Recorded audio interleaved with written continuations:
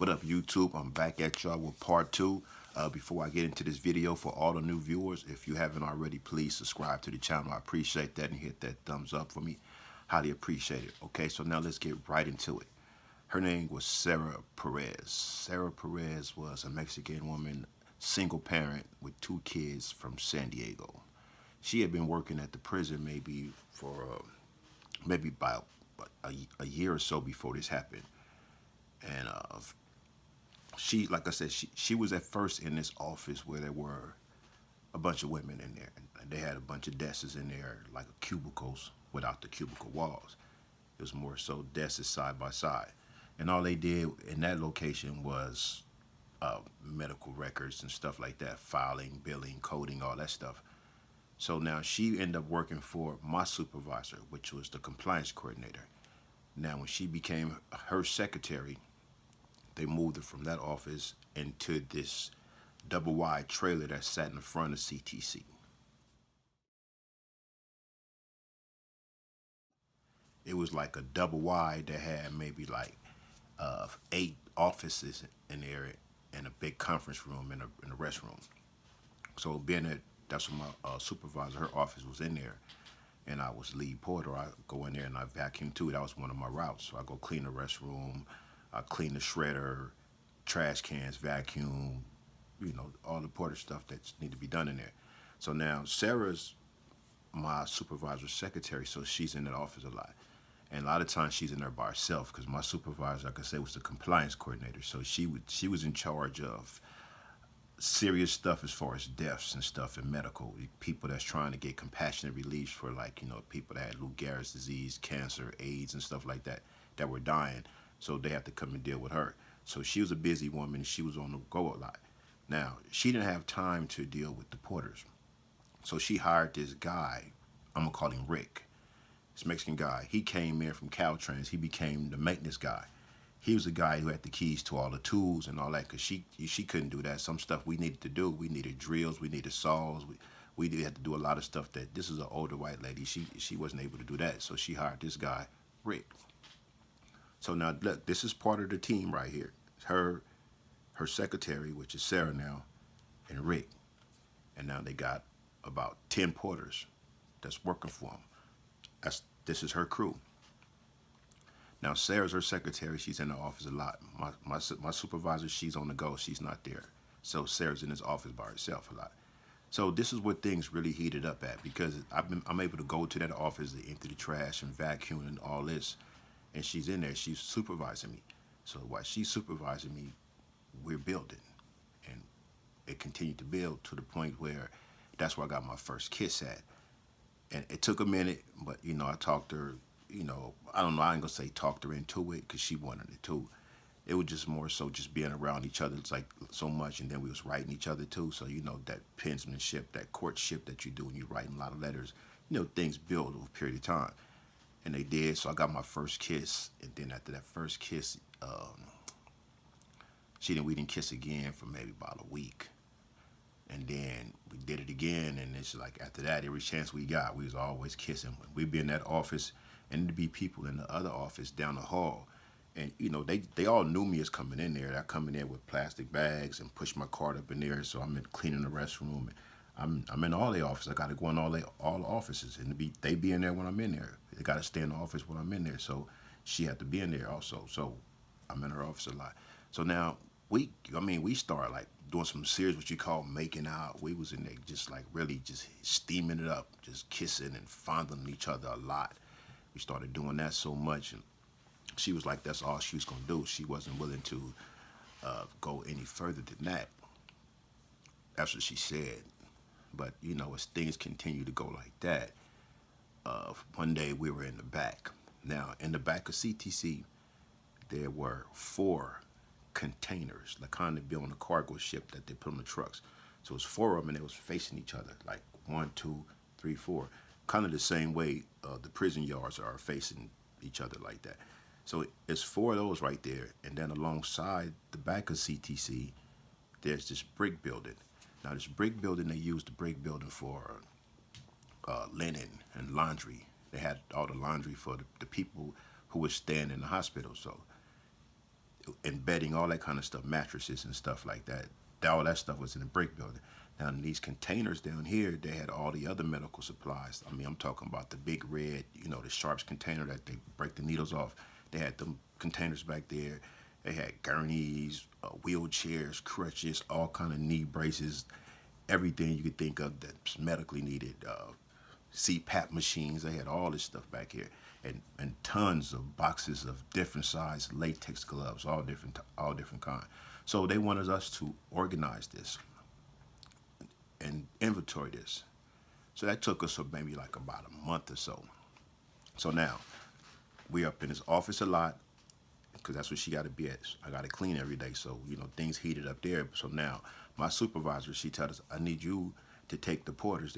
She tells Sarah this. I need you and the porters to go back here and organize these things back here. So now this is how we get back here. So she get the porters. She take us back there, and this lasted about a month or so. So every day we back here in the back working in these containers trying to organize the stuff. So we taking everything out and putting it back in, stocking it up. So that took a lot of time. So I could say it lasted maybe about a month or so. Now, while all this is going on, this is when things heat up. So one day we were down in the brick building, just me and her. The other porters were, I don't know, they might have went inside or something. We was back there by ourselves.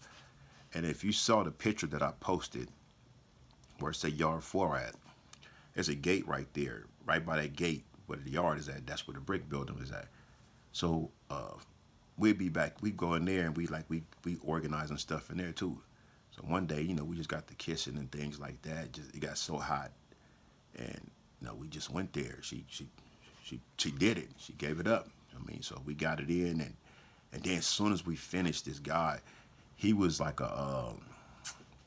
he was this black dude. He was head of medical. I forgot what he was. But he ended up coming to the room, opening the door. I'm like, whoa, as soon as I heard him walking, I heard his foot because he wearing them little hard shoes like doctors be wearing.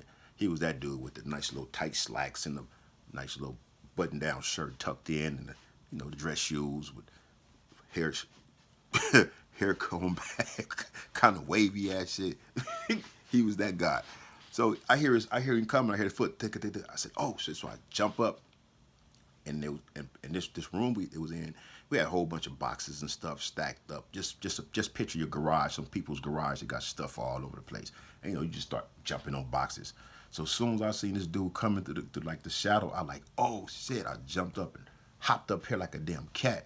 And while I had my back turned towards him, that way I was able to fix my pants. And I was like, hey, I can't find it up here. It's up here somewhere. She said, well, did you? I'm just playing it off, making some shit up. And he come in, and then she said, hey, hi, how's it going? And, then he talking, but he had that suspicious look on his face like they was in here doing something. I know they was. I just didn't catch them. And he didn't say nothing about it. It just went unheard of for a minute. He didn't say nothing else about it. Just let it go. Swept it up under the rug. So after that day, she was like, nah, I'm cool. I don't want to do this no more. I was too nervous. That was too close. I can't get caught doing that. So we just fell back, stopped doing that for a while, and just continued with the kissing and fondling and all that. And it got to a point, I mean, like I say, writing these letters and stuff, things just get heated because you're saying a lot. You're expressing a lot when you write letters. And it just got to a point, she was like, in one letter, she was like, fuck it, I'm horny, I need that. So, the first chance we got in those containers, the first time we got along, I should take them big ass, they had bales of latex gloves. So, they come in little boxes maybe so big, but you got a whole bunch of them side by side and they bailed up. So they'd be like, nice size. So I just lay one of them down on the thing inside the container, and we get at it, and we started doing that to the point we was having sex like twice a day sometime. Like we start the day off, soon as we start the shift off, and whenever we know what the COs are doing. The COs is like preoccupied because in the morning and they got a lot of people's coming to the doctor's line and stuff like that. So when the inmates coming over, they put them in these little cages out front. They have them in these cages waiting, so they got to go there and the COs take their ducats. So we know the COs is preoccupied with that. Right now is a good time to go back here and get it in. And we did that a lot. I mean, shit. I couldn't believe it, the much sex I was having at that place, to the point where I didn't want to do nothing else but go to work. Shit, every chance I got, I was over there. So we did that so many damn times. like I said, sometimes twice a day, continue to be up in the office and smooching and all that shit in there, just, playing it real close. I mean, we got so loose with it. Well, not in terms of that. What we did, because we could have got caught a lot of times, a lot of things we was doing. And what I should do, okay, what I should do when we used to be back to the back, when the other porters would leave, the other porters, they knew what was going on. So the other porters might, we finna go do something over here. And just, just respect, like, do your thing. And I closed the door and I just put this big ass rock in front of the door. So if anytime somebody want to come out, that rock gonna move. Like, so I'm here, so that always give me time to just pull my pants up. Because we had them kind of pants in there with just elastic. They took the belts and stuff, so you just had the kind of pants just elastic in the waist. So I could just pull down and get cracking real quick. Boom. Hey, what's going on over here? Had to always have a plan, an escape route every time. So we did that. We got we got our freak on a lot in prison. Things got really to the point with us. We was acting like we was married in prison. COs knew. Some other free staff knew. One time we told this one dude, this one Asian guy, and it was something I needed with my daughter's birth certificate or something. And we just pushed up on this Asian dude that used to be around us and like, man, you know what's going on with us? And it was weird. I was like, damn, I'm doing this shit in prison. I'm just telling another free staff that me and her is fucking around in here. That was like a serious gamble. And he like, I knew something was going on, but I don't care. I'm not no snitch. I'm not, So a lot of people knew. It just, and then she got loose with it to the point where me and her can be by ourselves sometime, and we'd be driving on that golf course, on that golf cart. So I keep saying golf cart, and we could be going to different yards to pick up medical supplies or drop medical supplies off. And this time she didn't pulled up and been around other people and called me baby. I'm like, hey, girl. Just so happened they didn't hear it. So she got really, really loose, really, really comfortable. We continued to have sex. I mean, to the point where I had this little book and I should write the dates down every time. I just always write the dates down. And I had lost count and I was like, damn. And it was just, I just had to go back to that because that shit was going on. And it was like really, that's something that everybody that's doing time want. And like I said, this place over here, CTC, was a place where it went down. And a lot of people got with females over there. And like I said, before me, the homie from Compton, I ain't gonna say his name, I'm just gonna call him Loke. He had got with this Asian lady over there, and we used to see her walking to work. When they used to come to work, we watch all the women walk to the gate. And she was like, man, super fine. And we're like, this nigga got with her? And he got caught. Everybody ended up getting caught. I haven't seen nobody who just was over there with somebody over there that didn't get caught. Everybody got caught. And everybody got caught with some kind of contraband. They either found cell phones, tobacco, weed, crystal, whatever. They found crack, whatever. They found some kind of drug, some kind of contraband. Everybody when they got caught. But not me.